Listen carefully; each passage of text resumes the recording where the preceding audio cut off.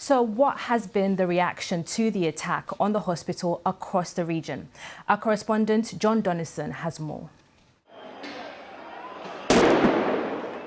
Fury in the West Bank. In Ramallah, youths battled with Palestinian security forces who responded with tear gas and sound grenades. As reports of the hospital strike came in from Gaza, thousands took to the streets in protest. There's anger directed at Israel, but also at President Mahmoud Abbas and his Palestinian Authority, which many perceive as weak and lacking legitimacy.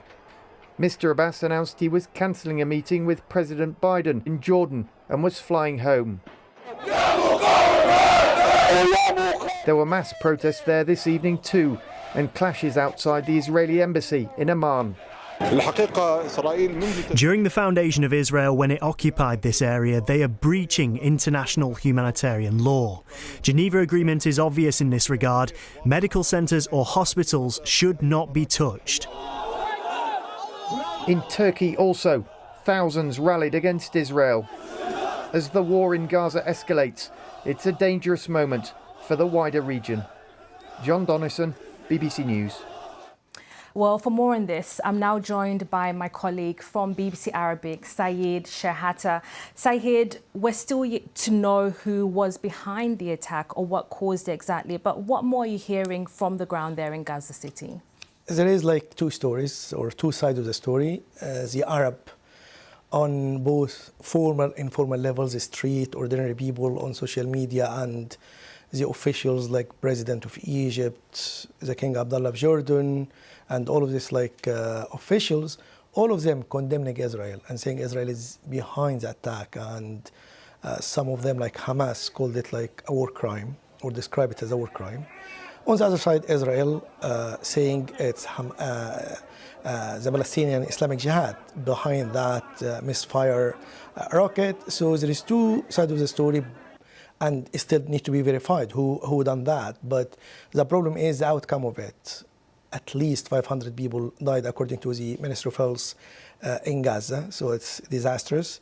And the situation there is bad because it shelters the hospital, like other facilities, shelters the people coming from the north, because Gaza Strip is very small, so to move there, density is very high, so it was considered as a safe place. But now, people are suspicious, and they start thinking, where can we go? So it's a problematic and put pressure on politicians to find a solution as soon as they can, or sooner than later, because the repercussions is immense. And Saeed, it was already a difficult humanitarian situation for people in Gaza, hospitals struggling to find medicine to treat patients. What kind of help is getting to the people affected by this blast at the hospital? The problem is little help, because according to the World Health Organization, WHO, saying even some like health facilities were targeted by airstrikes, and some of the medical staff killed. In addition to that, there is no food or the shortage of food, and all the hope of to find a solution. If like President Biden maybe find a solution to open a humanitarian corridor through Rafah, because there is many trucks of aid waiting on the border, needing the approval of Israel to go through. I think it's urgently needed because people dying, they face like difficulties in finding food or water, they queuing, and some of them like came on social media saying like, even we're going to go back to the north again because we can't find food, we can't find even safety, which we took the hardship to go there from north to the south. So now we should go back home, at least to have like some stuff to live on in our home. Yeah.